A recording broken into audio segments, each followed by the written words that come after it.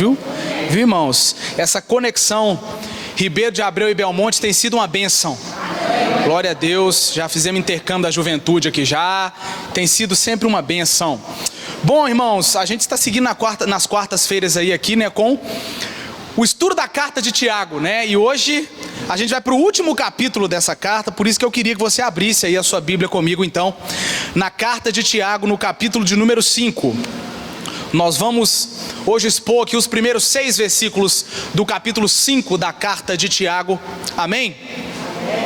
Então tá, capítulo 5, carta de Tiago. Deus está aqui, nós vamos aprender hoje com Ele, amém? Eu, você que se dispôs a sair da sua casa para estar aqui estudando a palavra do Senhor. Irmãos, um cristão que não estuda a palavra do Senhor, não tem como ele ser útil no ministério, não tem como. O cristão que ele estuda a palavra do Senhor, ele combate heresias, ele forja a fé dele, não é? Então Deus abençoe você que se dispôs a estar aqui nessas quartas-feiras. Dê valor aos cultos de ensino. Quem achou diz amém. Glória a Deus. Tiago capítulo 5 dos versos 1 ao 6 diz assim: Eia, pois agora, vós ricos, chorai e pranteai por vossas misérias, e sobre vós hão de vir. As vossas riquezas estão apodrecidas, e as vossas vestes estão comidas pela traça. O vosso ouro e a vossa prata se enferrujaram, e a sua ferrugem dará testemunho contra vós, e comerá como fogo a vossa carne. Entesourastes para os últimos dias. 4. Eis que o salário dos trabalhadores que ceifaram as vossas terras e que por vós foi diminuído clama, e os clamores dos que ceifaram entraram nos ouvidos do Senhor dos exércitos. 5. Deliciosamente vivestes sobre a terra e vos deleitastes e cevastes o vosso coração, como num dia de matança. Condenastes e matastes o justo, e ele não vos resistiu. Vamos orar mais uma vez. Curva a sua cabeça. Pai, nós te exaltamos e te glorificamos. Nós entendemos que o Senhor vai falar e nos ensinar aqui nessa noite. Inclina, Senhor, em nome de Jesus, a tua atenção para o Ribeiro de Abreu. Deus, estamos aqui para poder aprender com o Senhor, cultuar ao Senhor, e sabemos que quando isso acontece, o nome do Senhor é exaltado. E o nosso objetivo aqui no Ribeiro hoje, Senhor, é exaltar o teu nome. E a igreja diz amém. Estou tranquilo que quando o Edgar me chamou para pregar aqui, ele falou que eu tenho até 2 da manhã, viu, gente? Brincadeira, só até 1. Ô glória, gente, a carta de Tiago, o Novo Testamento, na verdade, ele vai falar de 4 Tiagos diferentes. São eles o Tiago maior, né, que é tido como o maior, que era um dos 12 apóstolos, que era filho de Zebedeu. Outro Tiago apóstolo também, que era filho de Alfeu, que ele é conhecido como Tiago menor. A Bíblia também vai falar de um terceiro Tiago, que ele era pai de Judas, não os Iscariotes, era o pai do outro Judas. E de um quarto Tiago, desse, a teologia e os teólogos em si, eles entram em consenso para dizer que foi esse Tiago que escreveu a carta, que leva o nome dele, que é o Tiago, que é meio irmão de Jesus, ou irmão de Jesus, né? A teologia vai entrar em consenso de que foi ele que escreveu essa carta. E os motivos são alguns agora que eu vou falar. Na verdade, o primeiro motivo é que se você for voltar no primeiro capítulo, né, e vocês estudaram essa parte aqui, ele simplesmente escreve assim: Tiago, servo de Jesus Cristo, servo de Deus, servo de Jesus Cristo. Ou seja, ele não identifica qual Tiago é. Isso já dá um indício para nós de crer que foi o Tiago, meio irmão de Jesus, justamente por ele não precisar apresentar o sobrenome dele, ou falar Tiago, irmão de Jesus, Tiago fulano de tal. Ele simplesmente diz Tiago. E esse Tiago, que era irmão de Jesus, ele se converteu quando ele viu o irmão dele ressurreto. Eu estava estudando sobre essa carta e sobre esse Tiago. Talvez ele tenha sido o homem que mais difícil se converteu ao evangelho. Imagina você pensar que seu irmão, você cresceu a vida inteira com ele falar assim: aqui eu sou Deus, viu?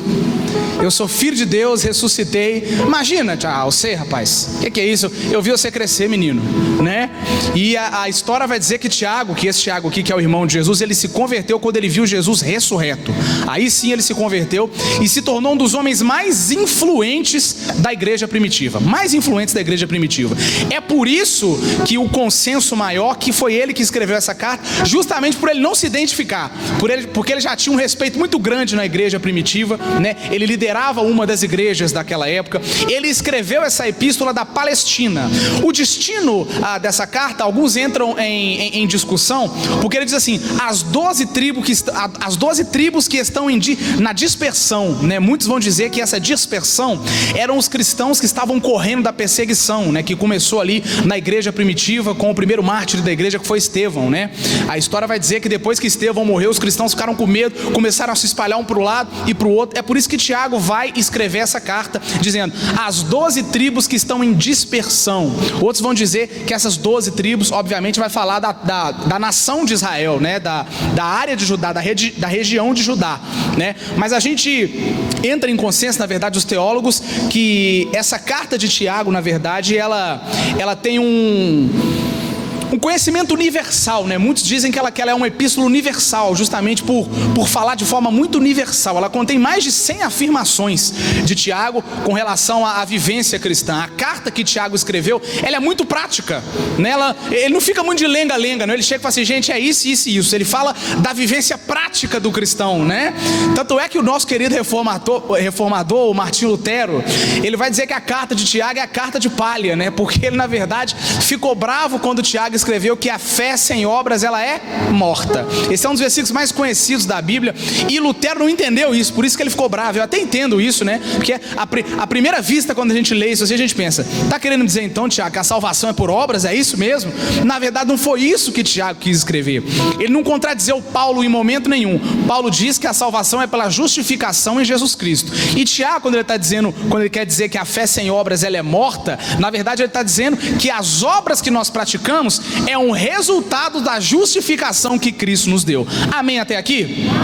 Quando a gente entra no capítulo 5, a gente já entra, na verdade, num contexto onde Tiago ele vai tratar com muita veemência a desigualdade social. Naquela época havia muita desigualdade social. Se hoje há ainda no Brasil, naquela época vocês não têm noção de como que era. Hoje a gente tem as classes, né? A classe miserável, a classe pobre, né? A classe média, a classe rica, e por aí vai crescendo, né? Lá não, lá era a classe pobre e a classe rica. Tinham só dois tipos de classe naquela época. É por isso que Tiago, ele vai usar o nome de Jesus para combater essa injustiça que estava acontecendo naquele tempo. Então agora eu vou ler aqui, agora nós vamos expor aqui, agora do 1 ao 6 os versículos, para a gente entender o que é que Tiago está falando aqui, basicamente. Amém, irmãos? Acompanhem comigo aqui, eu vou ler agora na versão NVI, que vai ficar uma versão mais fácil para a gente entender. Capítulo 5, verso 1, acompanha comigo o que é que Tiago está falando. Ouçam agora vocês ricos, aqui ele já está falando para os ricos, já tem um destinatário aqui para quem é que ele está escrevendo. Chorem e lamentem-se, tendo em vista a miséria que lhes sobrevirá. Tiago diz aqui, irmãos, que esses ricos avarentos, né, que oprimem os pobres, que estavam oprimindo os pobres naquela época, eles sofreriam juízo vindouro da parte de Jesus, né? Primeiro com a destruição de Jerusalém, que ocorreu no ano 70, quando Roma invadiu Jerusalém, destruiu a cidade de Jerusalém inteira, né? E esses judeus ricos estavam oprimindo muitos pobres, né? Então primeiro, a gente pode pegar esse versículo aqui com duas visões, quando ele fala que os ricos sofreriam juízo vindouro. Primeiro, sobre a destruição de Jerusalém, que ocorreu poucos anos depois, no ano 70, que foi destruída. E aqui também a gente pode ter uma visão aí escatológica, né? Pela vinda do Senhor no fim dos tempos, que ainda está para acontecer, e nós estaremos com ele. Amém? Então Tiago aqui, ele já dá aqui uma sentença para os ricos. Olha só, ricos, vocês que estão maltratando os pobres, né, que não estão pagando salário direito aí, nós vamos entender isso aqui um pouco mais para frente, vocês vão sofrer juízo vindouro, porque vocês são avarentos. Irmãos, a Bíblia nunca condenou riqueza, nunca condenou. O que ela condenou foi o amor ao dinheiro, o apego ao dinheiro. Uma vez Jesus disse assim: ou você serve eu ou serve Mamon, os dois não tem como. Ou seja, Mamon é o dinheiro, né? É a riqueza. Então a Bíblia nunca condenou riqueza, né? Às vezes a gente confunde sobre isso. O cristão não pode ser rico. Então Jó Jó não era rico, ele era milionário na época dele, né? Ele perdeu tudo e no final ele ganhou o dobro, ou seja, ele começou rico e terminou milionário, né? E era o justo do Senhor. Abraão era rico também, ele abençoava as pessoas, né? Não tem problema nenhum em ser rico, a questão é o apego pelo dinheiro, é o amor à avareza, né? E ainda por cima não repartir com quem necessita.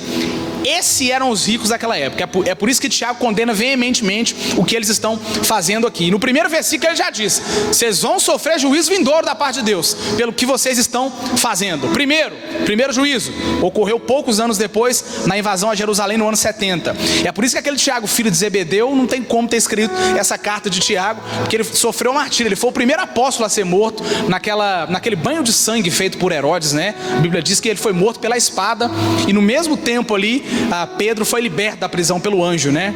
2 destinos diferentes para 2 homens santos, né? Acompanha comigo agora o capítulo 5 e o verso 2. A riqueza de vocês apodreceu e as traças corroeram as suas roupas. Vestimenta naquela época, hoje em dia também, né? Mas vestimenta naquela época, ela tinha um sinal muito forte de riqueza, né?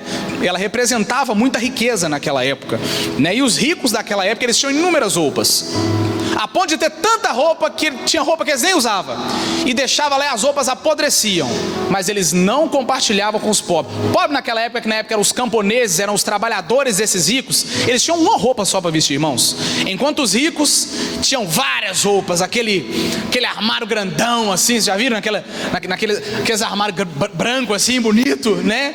Muitas roupas, andavam muito, e muito bonitos, muito bem vestidos, né? E enquanto que os camponeses não tinham quase nada para se vestir, tinham só uma roupinha só, e nada mais do que isso, né? Então Tiago, ele está dizendo aqui, né? Vocês estão vestindo aí a ponto da traça corroer o que vocês estão vestindo, né?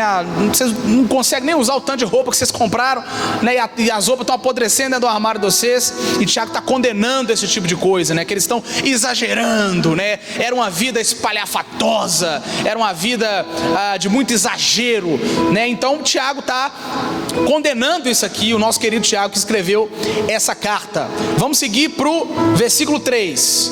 O ouro e a prata de vocês enferrujaram, e a ferrugem deles testemunhará contra vocês, e como fogo lhes devorará a carne. Vocês acumularam bens nesses últimos dias. Impossível não lembrar aquilo que Jesus está dizendo, né? Para a gente não ajuntar tesouro na terra, mas nos céus. O nosso Cristo sempre salientou de forma muito clara para todos nós, irmãos, que tudo isso aqui vai passar. Então Tiago faz uma alusão a essa passagem de Jesus. Ele faz uma alusão a essa passagem, a esse escrito neotestamentário, né? Muitos vão dizer, apesar de que o Tiago na verdade foi um dos primeiros escritos do Novo Testamento, ou o primeiro escrito do Novo Testamento, mas ele faz essa alusão aqui na fala de Jesus, para não ajuntarmos tesouros, ou seja, não ficar preocupado de ficar juntando muita coisa aqui não, né? E ganhar almas, pregar o evangelho e servir ao Senhor, que isso é que vai valer muito a pena. Então ele diz aqui nesse versículo que a ferrugem da riqueza acumulada, ela vai servir de testemunha no final dos tempos de que a riqueza desses ricos de nada valeu. Tiago está dizendo assim, ó, essas roupas, essas casas de 3, 4 andares que vocês têm aí, isso aí vai tudo ficar aqui, vai tudo enferrujar. Isso vai servir de testemunho para os pobres de que isso não valeu a pena. É o que o Tiago está falando aqui com eles aqui. E aí ele continua aqui, isso aqui é muito forte. Isso aqui é muito forte o que ele fala. Ele fala assim, e a ferrugem deles vão testemunhar contra vocês, e como fogo lhes devorará a carne. Vocês acumularam muitos bens nesses últimos dias, né? Ou seja, esses bens materiais, né, eles destruirão, eles serão destruídos, e de nada de fato vai valer a pena, né? E no final mesmo, o que vai importar mesmo é a nossa alma e o quanto nós servimos ao nosso Senhor Jesus. Verso 4, acompanha comigo. Vejam, o salário dos trabalhadores que ceifaram seus campos e que por vocês foi retido com fraude, está clamando contra vocês. O lamento dos ceifeiros chegou aos ouvidos do Senhor dos Exércitos. A lei mosaica, ela condenava veementemente o trabalhador que não recebia o salário dele. Ela condenava. E Tiago lembra isso. Os pecados desses ricos não parou por aqui não, irmãos. Essa avareza, esses bens, não para por aqui não. Você sabe o que eles estavam fazendo? Eles não estavam pagando de forma correta, ou não estavam pagando o salário dos seus próprios trabalhadores para ganhar lucro e acumular mais riqueza. Era o que eles estavam fazendo. Aqui a gente está falando de ricos perversos, de pessoas muito perversas, muito ruins, que além de terem muito, queria tirar o pouco do pobre, o pouco do próprio trabalhador deles. Fica imaginando eles batendo nas costas dos trabalhadores, falando assim: ô irmão, obrigado, viu, obrigado. E o pobre fica assim: meu salário, né? E não pagava. Era isso que eles estavam fazendo. Então em Levítico 19:13, a lei mosaica vai falar isso. Então aqui Tiago, ele diz que esses patrões que defraudam seus trabalhadores, não pagando seus trabalhadores, não pagando um salário adequado para eles, procurando lucro acima de tudo, eles estavam sendo observados pelo Senhor dos Exércitos. Ele diz aqui, ó, o lamento dos ceifeiros, ou seja, o lamento desses pobres que não estão recebendo salário, chegaram nos ouvidos do Senhor dos Exércitos. Tiago está querendo dizer assim, ó, aqui vocês podem fazer tudo, mas Deus está olhando tudo que vocês estão fazendo. Tudo que vocês estão fazendo, Deus está de olho em vocês, está de olho nessa maldade que vocês estão fazendo para o povo. Então aquela época era uma época muito perversa para o pobre, muito perversa. Se hoje é difícil, lá era mais ainda, porque hoje em dia o pobre, né, se o pobre é CLT, ele recebe o salário, né, e se não recebe, a empresa tem. Naquela época não, irmãos, naquela época o trabalhador recebia por dia, não tinha, ninguém assinava documento, era acordo, e o patrão chegava: trabalha para mim que eu te pago, e se ele não quisesse pagar, ele não pagava. Era aquilo que os patrões estavam fazendo. Verso 5: vocês viveram luxuosamente na terra, desfrutando prazeres, e fartaram-se de comida em dia de abate. Tiago está mostrando aqui, gente, que esse pecado dos ricos, né, que eles estavam se fartando, né, enquanto os pobres, a carne era inacessível. Naquela época, pobre não comia carne, não. A carne era inacessível para pobre. Se hoje o quilo do contrafilé está o quê? 39, a gente fala assim: meu Deus! Pobre naquela época não comia carne, não comia. Eles não tinham nem roupa para vestir, que dirá comer carne. E os ricos se esbaldavam na carne. A história vai contar que nesse dia de matança aqui, eles reuniam as criações e faziam um banho de sangue dos bois, e expunham as carnes e assavam elas lá, e era carne para tudo quanto é lado. Eles se esbaldavam na carne, enquanto para o pobre não tinha nada. E Tiago está aqui chamando todo mundo na chincha: vocês estão comendo carne aí desembolado, vocês estão comendo carne aí de tudo quanto é jeito, e o pobre, e o seu trabalhador, que nem o salário desse vocês estão pagando, não é?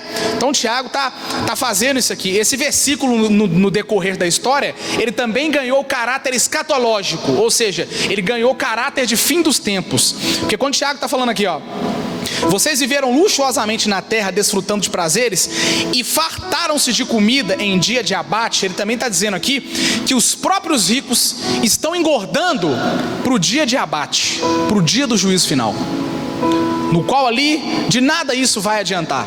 Vocês já viram como é que boi morre? O boi come muito. Qual que é o objetivo de hoje do criador de gado? É engordar o boi para que ele fique bem gordo, para que ele dê muita carne, não é? Mas o boi, quando ele está engordando, ele não sabe que ele vai morrer, não. Ele não sabe que um dia ele vai ser abatido. Então ele está ali se esbaldando, ele está ali comendo, engordando. E quando ele está com sede, ele bebe água. E quando ele está com fome, ele come. E o fazendeiro está lá: come que você vai engordar, para que no dia do abate o negócio vai ficar bom demais da conta. Estava acontecendo a mesma coisa com os ricos. Eles estavam comendo, se esbaldando, não sabendo que isso de nada ia adiantar, e que no final toda essa perversidade, eles pagariam um preço muito alto nos últimos dias, na volta de Cristo, por essa perversidade, não é? Então ganhou caráter escatológico, né? Essa expressão que essa expressão que Tiago usa, em dia de abate, né? Ganhou caráter aí dessa questão da condenação eterna. Verso 6: vocês têm condenado e matado o justo, sem que ele ofereça resistência. O justo aqui não é Jesus, não, ele está falando do trabalhador mesmo. Aqui vocês têm matado e condenado o justo. O Tiago está falando aqui: gente, vocês estão matando cada vez mais os seus trabalhadores. Naquela época, o rico tinha todo o poder, até sob caráter judicial. Se o pobre quisesse colocar o patrão dentro da justiça, o que ele ia fazer? mas eu também comando lá também a parte jurídica toda. Você vai me colocar na justiça? Eu mato você aqui agora, eu mando aqui, você não sobrevive não. Naquela época o pobre não podia falar, ele não tinha voz. O rico dominava sobre eles com muita perversão. Vai ter alguns títulos da Bíblia que vão pegar o título desses primeiros 6 versículos assim, chamar os ricos de inescrupulosos. Tão perversos que eles eram, irmãos, com esses pobres aqui. Ou seja, o que Tiago está falando? Vocês estão matando os seus trabalhadores. Por que ele está dizendo isso? Porque quando o rico não pagava o salário, o pobre não comprava o pão, e se ele não comesse pão, ele morria. Ou seja, automaticamente o rico estava assassinando o pobre, o rico estava assassinando os seus trabalhadores, assassinando os seus camponeses. É o que Tiago está aqui falando, né? Os pobres, eles não podiam fazer nada, porque estava na mão desses ricos, ruins, inescrupulosos, perversos, todas essas expressões parecidas aí, que eles tinham todo esse poder social, eles dominavam os tribunais naquela época, era muita influência, né? Influência naquela época queria dizer tudo, né? E Tiago, ele terminou martirizado. Uma curiosidade importante aqui, ele foi martirizado, né? A história vai dizer que ele foi julgado do alto do pináculo. Esse Tiago aqui que escreveu a carta, meio irmão de Jesus, justamente por causa dessa parte, por condenar esses ricos. Ele foi morto por causa disso, martirizado por causa disso, né? De tão, vocês veem o quão sério era aquela época e o quão corajoso foi esse homem de Deus de peitar toda a zona sul, né? E dizer assim para esse, o que vocês estão cometendo aí é uma injustiça impecável, é terrível, terrível.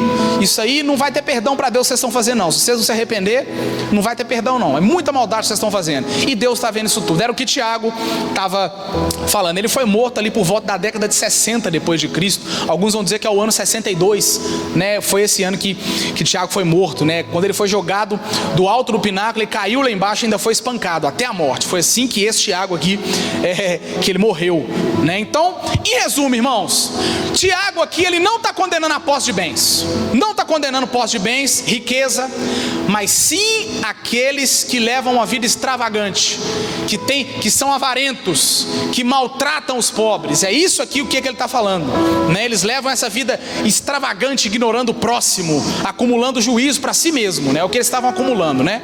A carne que eles estavam acumulando ali, de gula e roupa no guarda-roupa e maldade, eles estavam acumulando juízo, não era bem e riqueza. Na cabeça deles eram bens e riquezas, mas aqui era juízo, né? O que o Tiago está falando aqui.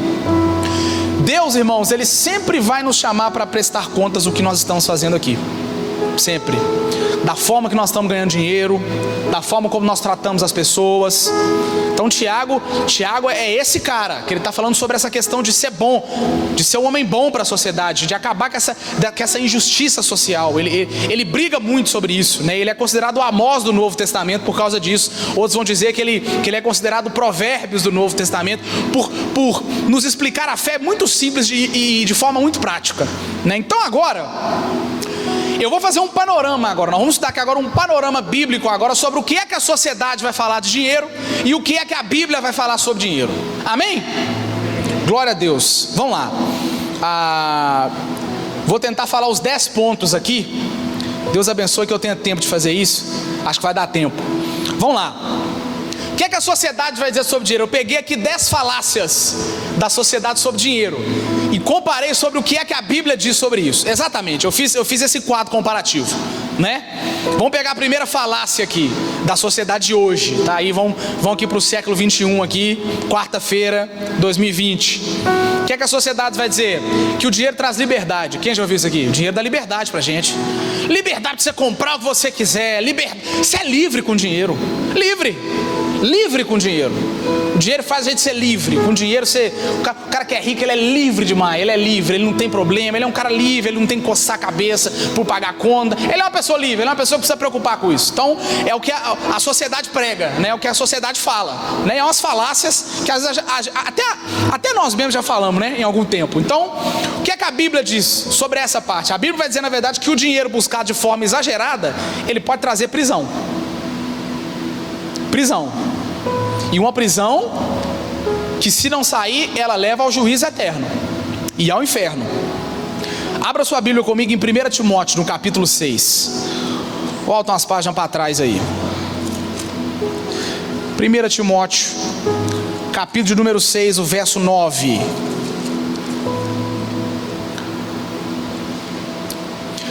Olha o que Timóteo está falando aqui, o que Paulo está falando aqui para Timóteo, ó. Mas os que querem ser ricos caem em tentação, em laço e em muitas concupiscências loucas e nocivas que submergem os homens na perdição e na ruína. Isso é o que Paulo falou para Timóteo. Falou assim: Timóteo, quem está procurando riqueza acima de tudo, ele se prende numa cadeia e ele se perde, ele se desvia dos caminhos do Senhor por essa vontade louca de trabalhar para ganhar dinheiro o tempo inteiro. Ele esquece de tudo, ele só quer viver para isso, né? E a Bíblia diz que há algo muito mais importante, né? Se a sociedade vai pregar que o dinheiro traz liberdade, as Sagradas Escrituras, o cânon bíblico, esses 66 livros, inspirados por um autor que é eterno, diz que a verdadeira liberdade está no Filho de Deus, no nosso Senhor Jesus Cristo. Paulo em 2 Coríntios 3,17 vai dizer assim: o Senhor é Espírito, e onde há o Espírito do Senhor, aí há liberdade. Essa é a verdadeira liberdade do ser humano, irmãos. É a verdadeira liberdade do ser humano. É essa liberdade onde está o Espírito do Senhor. Jesus uma vez disse assim: conhecerão a verdade, ou seja, a verdade das Escrituras, e aí que vocês vão ser libertos. Conhecerão a verdade, e a verdade vos libertará. A palavra de Deus, ela ainda é capaz de libertar o ser humano do pecado. Pegar aquele rapaz que está cheio de pecado na vida dele, traficando, roubando, e converter, tornar ele um missionário. Pegar aquela moça que está se prostituindo e transformar ela numa missionária, numa mulher de Deus. A Bíblia diz que Jesus, com 2 papinhos que ele bateu com a mulher samaritana, isso é muito lindo, ela já era uma missionária. A Bíblia diz que ela saiu correndo e falou assim: gente, vocês precisam conhecer o homem que eu encontrei. Ela já era uma missionária, ela já estava pregando o evangelho com 2 conversas que ela teve com Jesus. O evangelho de Jesus liberta. Ela diz: como é que você conversa comigo, Jesus? Eu sou samaritana. E a Bíblia vai abrir um parênteses para dizer: e os judeus não falavam com os samaritanos. E Jesus fala assim: se você soubesse quem sou eu, era você que estava me pedindo água, porque quem bebe da minha água nunca mais tem sede. Ou seja, é essa liberdade em Cristo Jesus. Segunda falácia: a sociedade vai dizer que o dinheiro traz felicidade. Quem já ouviu isso aqui, levanta a mão aqui, gente, pelo amor de Deus. Ah, tá, ufa. Dinheiro traz felicidade, irmão. Quer ser feliz, você é rico. Entendeu? Pelo amor de Deus, que... Não. Bem tá o pessoal da Zona Sul, nós aqui não. O ralé, não, nada. Dinheiro é que traz felicidade, irmão. Não tem isso não. A Bíblia vai dizer que a felicidade do dinheiro é passageira. Nossa, é legal que as Sagradas Escrituras, elas vão totalmente, quase 100% do que a sociedade prega, né? Jesus, uma vez, quando ele estava pregando, a Bíblia diz assim que o discurso dele era muito firme, muito duro, e as pessoas começaram a sair, porque não gostaram. Hoje em dia você confronta o pecado de uma pessoa, fala o que ela não gosta de ouvir, ela vai embora, né? E naquela época também era assim. E sobrou Pedro e mais uma meia dúzia de crente lá, né? E Jesus falou assim: se vocês quiserem, vocês também podem ir embora. Aí o que entendeu a palavra do Senhor falou para ele assim, um tal de Pedro, vocês lembram? Para onde é que nós iremos, Jesus? Se só o Senhor tem as palavras de vida eterna, não é? Então é esse foi o homem que entendeu a palavra. Paulo vai escrever para Timóteo, aproveitar que a gente está pertinho aqui, vamos ler o verso 10 o verso 10 do capítulo 6, tá? 1 Timóteo 6,10, o versículo posterior que a gente leu aí. A Bíblia vai dizer que o dinheiro, ele é passageiro e com o tempo produz muitas dores. Vamos ler? Porque o amor do dinheiro é a raiz de toda espécie de males, e nessa cobiça alguns se desviaram da fé. Olha só isso aqui: e se transpassaram a si mesmos com muitas dores. Ou seja, esse amor ao dinheiro, Paulo escrevendo para Timóteo: Timóteo, meu filho, esse amor ao dinheiro que muita gente fala, está desviando muito crente da fé, está desviando muita gente, ela está se perdendo, e está fazendo no final ela sentir dores, ela pagar, às vezes com a salvação dela, por causa desse amor exacerbado ao dinheiro, não é? A verdadeira felicidade, irmãos, ela é fruto do conhecimento de Deus. Eu vou ler aqui o que é que Jesus disse no Evangelho de João, vocês podem acompanhar comigo aqui. Ele disse assim: se vocês obedecerem os meus mandamentos, permanecerão no meu amor, assim como tenho obedecido aos mandamentos de meu Pai, e com o seu amor permaneço. Tenho dito essas palavras para que a minha alegria esteja com vocês e a alegria de vocês seja completa. A alegria do Senhor está simplesmente em obedecer. Não vai ser dinheiro que vai trazer felicidade para a gente, não vai ser casa nova, carro, ajuda, mas a felicidade verdadeira está em obedecer o que o nosso Senhor Jesus nos diz, irmãos. Ainda vai ser assim. Ele é o mesmo ontem, hoje, e assim vai ser eternamente. Ele continua ainda sendo o alfa, o ômega, o princípio e o fim. Ele continua sabendo de todas as coisas. Ele continua lá no façamos ao homem a imagem e a semelhança, e Ele continua conosco desde aquela época da grande comissão, que Ele diz: eu estarei com vocês todos os dias até a consumação dos séculos. Ele ainda sabe de todas as coisas, amém?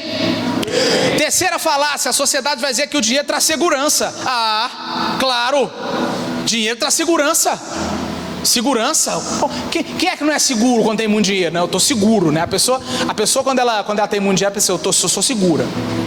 É por isso que Jesus vai dizer assim, que, na verdade a Bíblia, ela vai dizer assim, que o rico, ele vai ter uma dificuldade maior para entender o Evangelho. Porque normalmente quem tem muito dinheiro, ele se sente seguro. Ele falou: eu não preciso mais de ninguém, eu tenho dinheiro. E aí? A Bíblia vai dizer que essa pessoa, que ela é muito rica, ela vai ter uma dificuldade maior para entender o Evangelho, porque ela pensa que o dinheiro traz muita segurança para ela. Então realmente tem que ser um negócio de Deus, tem que ser mesmo a ferro e fogo, né? A pregação do Evangelho para ela, pregar para ela: seu irmão, dinheiro não vai adiantar nada não, você tem que se arrepender dos seus pecados para você ser salvo. Ele precisa entender isso, né? Porque normalmente há aqueles convites, né, de várias igrejas aí não bíblicas que dizem: venha para cá que você vai ficar rico, é ou não é? E parece que Tiago nunca frequentou essas igrejas, né? Ele vai dizer: na verdade não tem nada a ver com isso, né? A Bíblia não vai dizer assim, né? Ela vai dizer que na verdade essa segurança está em confiar no Senhor. Essa riqueza do mundo, ela é estável. A Bíblia vai dizer que a riqueza do mundo, ela é estável, irmãos, e ela logo vai passar. Tiago 1,10 vai dizer assim: quem é rico deve sentir mesmo quando Deus faz com que piore a vida. Presta atenção: pois quem é rico desaparecerá como a flor da erva do campo. Aqui Tiago faz uma comparação com a flor. Vai ter hora que ela vai morrer, e a riqueza também vai passar. A verdadeira confiança ainda se consiste em confiar no Senhor. Vamos ler o verso 17 do capítulo 6, aonde a gente está aqui de 1 Timóteo. Manda os ricos deste mundo que não sejam altivos, nem ponham a presença na incerteza das riquezas, mas em Deus, que abundantemente nos dá todas as coisas para dela nos gozarmos. Aleluia! É isso que Paulo está dizendo aqui para Timóteo, e é isso que ele diz para a gente essa noite. Essa verdadeira felicidade, essa verdadeira confiança, nós precisamos depositar no Senhor. Olha o que Paulo está falando: manda esses ricos aí do mundo não ser altivo, para nem pôr esperança nessa incerteza da riqueza, mas em Deus, que Ele abundantemente nos dá coisas para gozarmos de forma eterna. Amém, gente? Vamos lá, o Salmo 125:1, quem aqui não lembra? Os que confiam no Senhor são como os montes de Sião, que não se abalam, mas permanecem para sempre. Quarta falácia: a sociedade vai dizer que o dinheiro é tudo que importa. Tem gente, vou falar com vocês, irmão, tem gente que mata e morre por causa de dinheiro. Tem gente que só nega imposto. A pessoa, por causa de dinheiro, ela pode fazer tudo por causa de dinheiro, porque é o que muitas vezes a sociedade dá muito valor, que é o dinheiro. Ela cresce com essa cultura. Aí vem a cultura do Evangelho e desconstrói essa cultura que ela criou na mente dela. Se a sociedade diz que dinheiro é tudo que importa, a Bíblia vai dizer que a causa de Cristo é tudo que importa, que a pregação do Evangelho é tudo que importa. E aí eu vou pegar o homem aqui que mais sofreu pela causa de Cristo. É Paulo que diz assim em Filipenses do 7 ao 10, presta atenção. Ele vai dizer assim: mas o que para mim era lucro, eu passei a considerar perda pela causa de Cristo. Mais do que isso, considero tudo como perda, comparado com a suprema grandeza do meu Senhor Jesus. Meu Senhor, por cuja causa perdi todas as coisas. Eu considero essas coisas como esterco para poder ganhar a Cristo e ser encontrado nele. Eu não tenho a minha própria justiça que procede da lei, mas a fé que vem mediante a Cristo Jesus. A justiça que procede de Deus e se baseia na fé. Quero conhecer a Cristo, ao poder da ressurreição e a participação em seus sofrimentos, tornando-me como Ele em sua morte. Aleluia. Essa é a causa do Evangelho, irmãos. Eu queria lembrar a todos, senhoras e senhores, que Estevão morreu por essa causa, porque era tudo o que importava para ele. Paulo morreu por essa causa. Esse Tiago, no qual chegou esses escritos, no qual o pregador está aqui em cima falando para vocês aqui, morreu por causa dessa causa. Foi jogado de cima do pináculo, empurrado, espancado até a morte, por causa dessa causa. Quando o cristão entende a causa de Jesus Cristo, para ele nada mais vale, irmãos. Nada mais vale. Sobre a aflição, Paulo uma vez escreveu assim: as presentes aflições deste mundo nada vão se comparar com a grandeza da glória que vamos receber em Cristo Jesus. O cristão que entende isso, ele passa a viver a vida mais leve. Ele entende esse tipo de coisa, ele encara o sofrimento de forma mais madura. Ele sofre menos, ele para de ser imaturo. Inclusive o destinatário dessa carta de Tiago, o povo era muito imaturo. Tanto é que ele vai falar sobre coisas, sobre perseverança na oração, sobre as pessoas não serem mais crianças na fé. Aquela sociedade estava sofrendo muito com infantilidade com relação à causa de Cristo. Quinta falácia: a sociedade vai dizer que o dinheiro é poder, né? Quem tem dinheiro tem poder. Poder. A Bíblia vai dizer que o poder vem do Espírito Santo de Deus, irmãos. É isso que ela vai dizer sobre poder. Para isso, lê comigo lá Atos 1. Nós vamos ler o verso 8 de Atos 1. Atos 1, verso 8. Jesus em sua ascensão diz assim, Atos 1, verso 8: mas receberei a virtude do Espírito Santo que há de vir sobre vós, e ser-me-eis testemunhas, tanto em Jerusalém como em toda a Judeia e Samaria, até os confins da terra. Forte é aquela pessoa que deposita a casa dele sobre a rocha que é Cristo Jesus.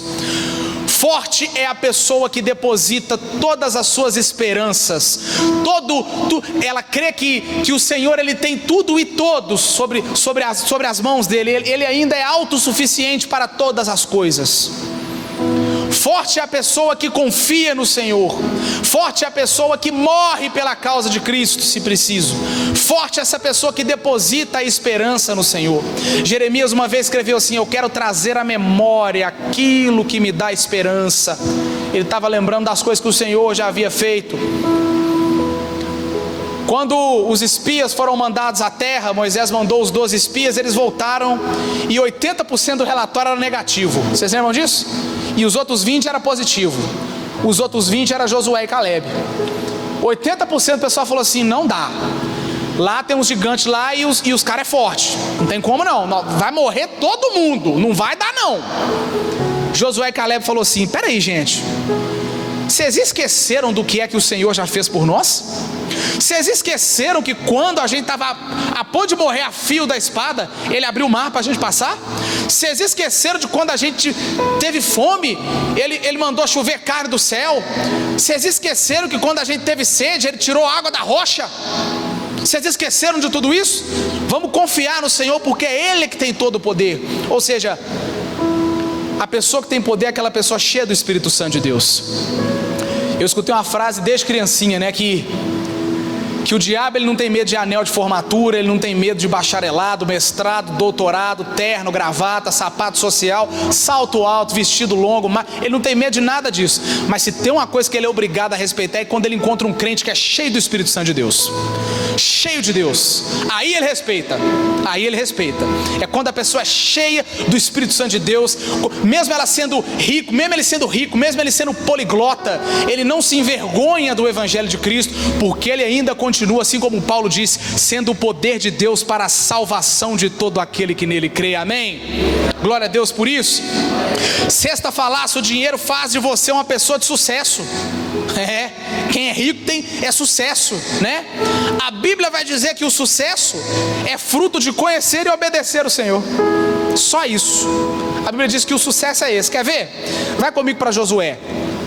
Falei de Josué, vamos ler Josué aqui.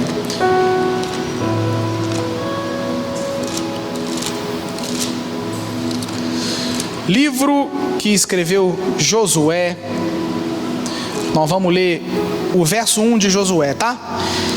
O capítulo 1 de Josué e o verso 8. Diz assim: não te aparte da tua boca o livro dessa lei, antes medita nele dia e noite, para que tenhas cuidado de fazer conforme tudo o que nele está escrito, porque então farás prosperar o teu caminho, então prudentemente te conduzirás. Irmãos, é somente com o Senhor que nada vai faltar na nossa casa, é somente com o Senhor que a nossa saúde vai ser protegida, é somente com o Senhor que garantimos salvação em Cristo Jesus. Ainda tudo que há de bom nessa terra e no porvir ainda está sob as mãos daquele que pode todas as coisas, ainda está sobre as mãos do Senhor. Deus está falando para Josué: Josué, você quer sucesso? Você quer ter uma vida plena aqui? Não aparta o teu coração dessa lei, medita nela dia e noite.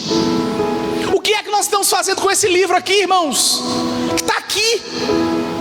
Está aqui na nossa mão, está nos dispositivos aqui. Eu estou com a Bíblia 2 vezes aqui no celular e de papel. O que é que nós estamos fazendo com esse acesso tão fácil a esse livro? Será que nós estamos meditando nele dia e noite? Está tão simples para nós. Os nossos olhos engordam de ver um carro novo, uma casa nova, mas aí eles se secam quando eles olham para a salvação. Normalmente o ser humano é atraído pela porta larga que vai levar à perdição. Mas eu queria lembrar a todos vocês que o nosso Senhor Jesus, o homem que morreu por nós, uma vez disse assim: entrai pela porta estreita, porque o caminho é difícil, mas é Ele que conduz à salvação. É Ele que conduz a salvação eterna no nosso Senhor. Uma vez ele disse assim: eu sou o caminho, a verdade e a vida, ninguém vem ao Pai senão por mim. Ele estava presente no façamos, Ele estava presente em todo o Velho Testamento, quando todos os profetas apontaram para Ele. Ele estava presente no capítulo 53 de Isaías, quando o profeta diz que Ele tomou sobre nós todas as dores. O castigo que estava em nós, que era para nós sofrer, estava todo sobre Ele. Isaías vai dizer que como uma ovelha Jesus foi levado ao matadouro. Ele levou todas as nossas dores. Ele ainda continua sendo Jesus que morreu por nós, sendo nós ainda pecadores, como o apóstolo Paulo vai dizer em Romanos, sendo nós ainda pecadores. Sétima falácia: a sociedade vai dizer que o dinheiro ele dá muita opção, né? Ele dá muita opção. O dinheiro ele dá opção para você. Você vai ter várias opções, né? Se você quiser comer um cachorro quente aqui, você come. Mas se você quiser ir lá no Porcão, né? No Baby Beef, você também vai. Você vai ter muita opção. Se você quiser comprar uma calça de R$30, você compra. Mas se você quiser comprar uma de 5 mil, você também compra. Se você quiser comprar um terno lá na companhia do terno de R$300, olha eu fazendo propaganda lá. Se você quiser comprar um terno aí de R$300, você compra. Mas se quiser comprar um de 5 mil, você também compra. A sociedade vai dizer que o dinheiro dá opção para a gente. E o que é que a Bíblia vai dizer sobre esse assunto? É que Deus é quem nos guia para as melhores opções em nossa caminhada. Vamos ver o que é que Paulo escreveu para os Efésios? Efésios capítulo 3. Efésios capítulo 3. Nós vamos ler os versículos 19 ao 21. Efésios 3, 19 ao 21. Posso ler? E conhecer o amor de Cristo, que excede todo o entendimento, para que sejais cheios de toda a plenitude de Deus. Ora, aquele que é poderoso para fazer tudo, muito mais abundantemente além daquilo que pedimos ou pensamos, segundo o poder que em nós opera. Irmãos, o Senhor é Ele que tem os pensamentos infinitos acerca de nós. É Ele que está olhando depois e nós não olhamos. Engana-se o homem que por dinheiro pensa que tem muitas opções. Engana-se ele. É bem verdade que aqui na terra ele terá várias, a ponto de nem poder escolher todas. Mas é bem verdade que isso, assim como o Tiago está falando, de nada valerá no dia do juízo final. De nada valerá. E aqui em carne, Deus, quando nos guia, ainda continua nos dando as melhores opções para falarmos, para pensarmos, para comprarmos. É assim, irmãos. Ele ainda tem o melhor caminho para nós. O melhor cônjuge, a melhor casa, o melhor carro, a melhor saúde, os melhores pensamentos, a melhor família. ainda é Ele que continua nos dando as melhores coisas, as coisas que nos dão alegria de verdade e, claro, a salvação eterna no nosso Senhor Jesus. Sociedade vai dizer 8, estou caminhando para o final, o dinheiro determina o valor como pessoa, né? Se é pobre não vale nada, não, tem que ser rico. O rico é que quer andar com os ricos, né? É com os que estão bonados, os que tem carro zero, carro novo. Eu quero andar com quem tem valor. Valor o quê? Que tem casa de 3, 4 andares, né? Quem tem um carro novo, não é? A Bíblia vai dizer que o valor de uma pessoa, ele é medido enquanto ela faz a vontade de Deus, no quanto ela faz a vontade de Deus, no quanto ela é rendida aos pés do nosso Senhor Jesus. Atos 20, 24 vai dizer assim: todavia não me importo, nem considero a minha vida de valor. Isso aqui é Paulo falando. Nem considero a minha vida de valor para mim mesmo, se tão somente puder terminar a corrida e completar o ministério que o Senhor me confiou, de testemunhar o evangelho da graça de Deus, basta. Paulo está dizendo assim para nós: eu não tenho valor nenhum, eu só quero terminar a minha carreira pregando o evangelho, obedecendo e vivendo os propósitos de Deus para a minha vida. Eu só quero fazer isso, porque é aí que está o valor de uma pessoa. O valor dela é quando ela junta tesouros do céu, é quando ela prega o evangelho, quando ela age com o fruto do Espírito da bondade, quando ela é justa, quando ela não é mentirosa, quando ela persevera em viver uma vida santa e irrepreensível perante a sociedade, perante as sagradas escrituras, perante a glória do Senhor. Essa pessoa é a pessoa que tem um verdadeiro valor. Essa pessoa que tem um verdadeiro valor é uma pessoa de oração, uma pessoa de jejum. Essa pessoa que tem uma vida de retidão ao Senhor, que serve os ministérios com muito amor, não para chamar atenção. É esse tipo de pessoa que passa por uma vida árdua, está sofrendo, tem familiar com doença, tem familiar morrendo, está passando mal, mas vem na igreja arrastando, serve ao Senhor, está cansado, chegou do trabalho cansado, mas vem aqui servir na casa do Senhor, cultuar o Senhor. Esse é o verdadeiro valor perante a sociedade. Este é o verdadeiro valor perante a glória do Senhor e perante as sagradas escrituras. Os valores estão deturpados, mas a Bíblia, ela fala exatamente sobre o que é essa pessoa de valor. Foi falado aqui da viúva pobre. Aquela era uma mulher de valor. O pessoal estava jogando lá 50, 100 reais, 200 no gasofilácio, e os apóstolos olhando, e Jesus está lá parado. Aí vem a viúva e joga uma moedinha de 50 centavos no gasofilácio. Jesus falou assim: ó, essa mulher é crente de verdade. Por que, Senhor? Porque ela deu tudo o que ela tinha. Essa é uma mulher crente de verdade. Ela agiu com o coração, ela foi com a alma, ela agiu com amor, ela entendeu a causa do evangelho, porque ela deu tudo que ela tinha, irmãos. A pessoa de valor, ela dá tudo que ela tem. Eu não estou falando de bem material, não. Ela entrega a vida dela para Jesus. Tudo. Eu te entrego as minhas vontades, Jesus. Eu te entrego as minhas finanças, o meu casamento, a minha família, o meu dinheiro, o meu carro, eu te entrego tudo, Senhor. Te entrego, Pai. Tudo é do Senhor. Nona falácia: o dinheiro é sua recompensa, e por isso você tem que gastar apenas com você. Gasta o dinheiro. Se você que ganhou o dinheiro, você tem que gastar ele só com você. A Bíblia vai dizer assim: reparta o quanto você puder.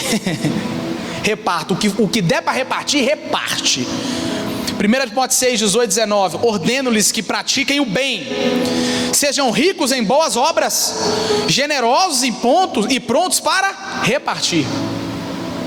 Dessa forma, eles acumularão um tesouro para si mesmo, um firme fundamento para a era que há de vir, e assim alcançarão a verdadeira vida. Vocês estão entendendo, irmão? Que acumular tesouro no céu é a bondade, é o repartir do pão, é ajudar o necessitado. Paulo vai dizer assim em Gálatas: levai as cargas uns dos outros. Ele vai dizer assim no verso 10 do capítulo 6: faça o bem a todos, sobretudo os domésticos da fé. Quem? O seu irmão em Cristo. Ajuda ele se ele está precisando, carrega ele, põe no lombo, carrega, leva a carga. Quando Jesus diz que o fardo com ele é leve, ele também está falando disso, sobre um irmão ajudar o outro, não só com dinheiro, mas com uma palavra, com um abraço. Ajude os que estão lá fora, mas se preocupe com quem está aqui dentro também. Mais ainda, porque as Sagradas Escrituras estão falando sobre isso. Fala final. 10, a sociedade vai dizer assim que o dinheiro é o nosso bem, né? Então a gente tem que gastar como a gente quiser. Gasta o nosso dinheiro, gasta o dinheiro gasta como você quiser o dinheiro, né? A Bíblia vai dizer que tudo que a gente tem é de Deus, irmãos. Até o nosso dinheiro, até as nossas riquezas. Eu conheço um pastor, quando ele vai orar pro dízimo e oferta, ele fala assim: Deus, obrigado, porque o Senhor ainda permite ficar com 90% do que é seu. Vou devolver 10% pro Senhor. Não, irmão, agradece, porque os outros 90% é dele ainda, e ele ainda nos permite ficar. É bíblico que o trabalhador é digno do seu salário. Isso é bíblico, isso é justo, irmãos. Mas nós temos que entender que tudo vem dele e tudo vai terminar nele, amém? Tudo vai terminar nele. O salmista no capítulo 24 diz: do Senhor é a terra e tudo o que nela existe. Ele termina falando: o mundo e os que nele vivem também é do Senhor. Tudo ainda continua sendo dele, ele ainda continua sendo soberano. Eu queria terminar essa mensagem dizendo para você que você precisa entender que é o Senhor é quem comanda todas as áreas da sua vida, que é o Senhor é quem é dono das suas finanças, é dono da sua família, é dono dos seus pensamentos, porque Ele ainda sabe de todas as coisas. Eu termino dizendo a todos vocês que o dinheiro vai ficar, a casa vai ficar, o carro vai ficar, o terno e a gravata vai ficar, o púlpito vai ficar, o microfone vai ficar, mas o crente verdadeiro vai subir. O crente verdadeiro estará com o Senhor, o crente verdadeiro estará com o sumo sacerdote, o crente verdadeiro ainda estará com Ele quando perguntaram daquela vez: quem é este que até o vento e o mar obedecem? Nós estaremos com Ele, que ainda continua sendo o nosso bom pastor, continua sendo para Deus alto e suficiente, o Cordeiro Santo, o Cordeiro que foi o sacerdote. A morte não pôde detê-lo. No terceiro dia ele ressuscitou, deixou o Espírito Santo como consolador para nós, para que possamos gozar todos os dias dessa presença que está dentro de nós, amém? Amém. Glória a Deus, fique de pé que nós vamos orar.